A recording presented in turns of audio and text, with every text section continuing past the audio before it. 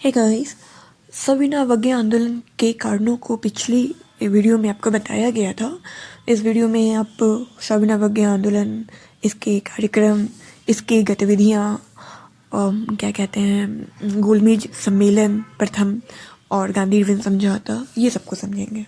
अभी तक आपको बताया कि कांग्रेस की कार्यकारिणी को 1929 ईस्वी में हुए लाहौर कांग्रेस अधिवेशन में यह अधिकार दे दिया गया था कि वो देश में सविनय अवज्ञा आंदोलन छेड़ दें। 31 जनवरी 1930 ईस्वी को गांधी जी तत्कालीन वायसराय जो इरविन थे, उनके सामने 11 सूत्री मांग रखे थे, जिस मांग में पूर्ण स्वराज, राजनीतिक कैदियों की रिहाई, नमक कर की समाप्ति, लगान में 50% की कटौती, कपड़ा उद्योगों को संरक्षण देना, आपराधिक गुप्तचर विभाग में सुधार करना और अन्य मांग शामिल था। लेकिन इरविन वो गांधी जी की इन 11 सूत्री मांग की ओर देखना तो दूर, गांधी जी से मिलने से भी इनकार कर दिया। इस पर गांधी जी ने कहा था कि मैंने रोटी मांगी, मुझे पत्थर मिला। इंतजार की घड़ियां अब समाप्त हुई और यही कारण है कि 14 फरवरी 1930 ईस्वी को साबरमती की कांग्रेस की बैठक में सविनय अवज्ञा आंदोलन को चलाने का निश्चय किया गया। 12 मार्च 1930 ईस्वी को गांधी जी साबरमती आश्रम से अपने 78 अनुयायियों के साथ दांडी यात्रा की। दांडी साबरमती से 375 किलोमीटर दूर था। यह 24 दिनों की यात्रा थी और वे 6 अप्रैल 1930 ईस्वी को नवसारी के दांडी पहुंचकर मुट्ठी भर नमक उठाकर नमक कानून को तोड़ते हैं। गांधी जी का जो ये दांडी यात्रा था, इसकी तुलना सुभाष चंद्र बोस ने नेपोलियन के पेरिस मार्च और मुसोलिनी के रोम मार्च से की थी। गांधी जी के नेतृत्व में ये आंदोलन शीघ्र ही पूरे भारत में फैल जाता है। अब हम समझेंगे कि सविनय अवज्ञा आंदोलन के अंतर्गत किन किन कार्यक्रमों को स्वीकार किया गया था। जैसे कि ब्रिटिश कानून, विशेषकर नमक कानून का उल्लंघन किया जाए।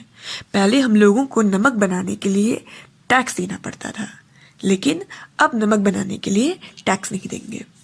दूसरा, विदेशी वस्तुओं, कपड़ों, कानूनी अदालतों, सरकारी विद्यालय, महाविद्यालय जो समारोह हो रहे हैं उसका बहिष्कार करेंगे। भू राजस्व या अन्य राजस्व का जो हम लोग अदा कर रहे हैं, उसकी अदायगी पर रोक लगाएंगे। हम लोग अपने घरेलू कुटीर उद्योग को बढ़ावा देंगे, चरखा काटेंगे। सरकारी नौकरी जो है उसका त्याग दे देंगे। शराब का जो दुकान है उस पर धरना देंगे। अब हम अगला समझेंगे कि सविनय अवज्ञा आंदोलन के दौरान किन किन राज्यों में कौन कौन प्रमुख नेता ने अपनी भागीदारी निभाई थी। जैसे कि दक्षिण भारत में जो तमिलनाडु है, वहाँ के एक गांधीवादी नेता थे सी राजगोपालाचारी। वो तिरुचिरापल्ली के तिरुचेनगौड़ जो आश्रम है, वहाँ से वेदारण्यम तक की यात्रा की थी और नमक बनाकर नमक कानून का उल्लंघन किया था। उड़ीसा में गोपाल बंधु चौधरी ने इसको संभाला था।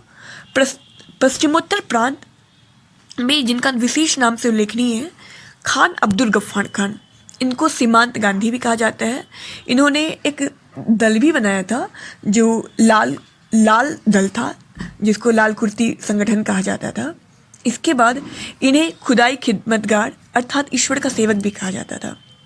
पूर्वोत्तर में नागा जनजाति जो थे, उनमें जदोदांग के नेतृत्व में करबंदी आंदोलन चलाया गया था।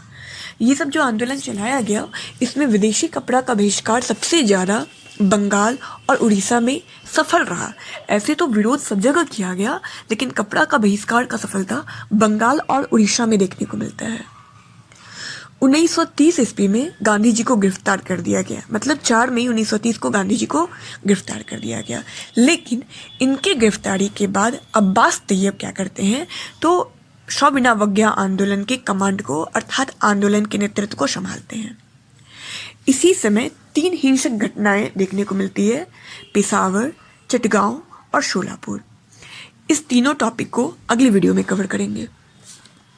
ये जो सविनय अवज्ञा आंदोलन हुआ था, इस आंदोलन के समय लड़कों की वानरी सेना और लड़कियों की माजरी सेना का गठन किया गया था। उत्तर प्रदेश में तो इस आंदोलन का दृश्य तो एक अलग ही किस्म का था। यहाँ पर कर ना दो, लगान ना दो, ये आंदोलन चला दिया गया।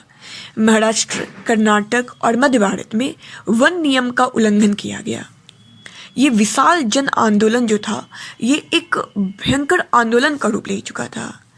असम का कुख्यात कनिंघम सर्कुलर के विरोध में छात्रों के नेतृत्व में एक शक्तिशाली आंदोलन चलाया गया था, जिसमें छात्र और उनके अभिभावक उन्होंने सद्व्यवहार का प्रमाण पत्र प्रस्तुत करने के लिए कहा गया था।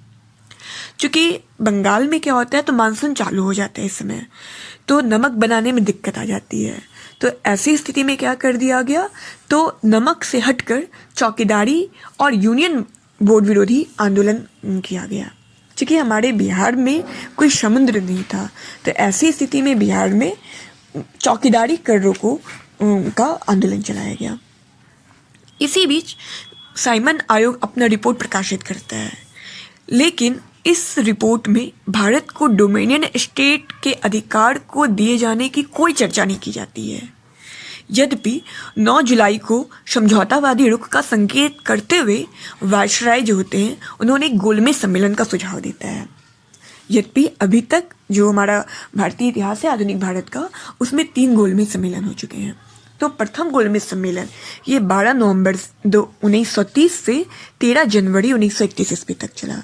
यह इंग्लैंड के सेंट जेम्स पैलेस के में प्रथम जो ये आयोजन था गोलमेज का, वहाँ किया गया। जॉर्ज प्रथम इस आयोजन का उद्घाटन करते हैं और इसकी अध्यक्षता तत्कालीन प्रधानमंत्री रैमजे मैकडोनाल्ड करते हैं। 26 जनवरी को वायसराय जो होते हैं वो गांधी जी को बिना किसी शर्त के रिहा कर देते हैं, और उनके रिहा करने के पश्चात भारत में सविनय अवज्ञा आंदोलन के बढ़ते प्रभाव को देखते हुए ब्रिटिश सरकार थोड़ा समझौतावादी रुख अपनाती है, और तेज बहादुर शप्रू और जयकर इनकी मध्यस्थता से 5 मार्च 1931 ईस्वी को गांधी जी और इरविन के बीच एक समझौता होता है, जो हमारे इतिहास में गांधी इरविन समझौता के नाम से जानते हैं। ये समझौता जो था वो एक दस्तावेज के रूप में सामने आया था। इस समझौता की कुछ शर्त थे, उस शर्त को हम समझेंगे। सबसे पहला है कि राजनीतिक बंदियों की रिहाई की जाए। कहने का मतलब ये है कि आंदोलन के दौरान जिन जिन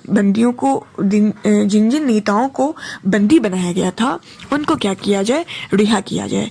यद्यपि हिंसक कार्रवाई में जो शरीक हैं उनको रिहा किया जाए, ऐसा बात का व्यवस्था नहीं किया गया था। दूसरा है कि जिन सरकारी कर्मचारियों ने आंदोलन के दौरान त्यागपत्र दिया था, उनके साथ नरमी का बर्ताव किया जाए, अर्थात उन्हें पुनः काम पे रख लिया जाए। तीसरा है कि तटीय इलाके में रहने वाले ग्रामीणों को घरेलू उपयोग के लिए नमक बनाने का अधिकार दिया जाए।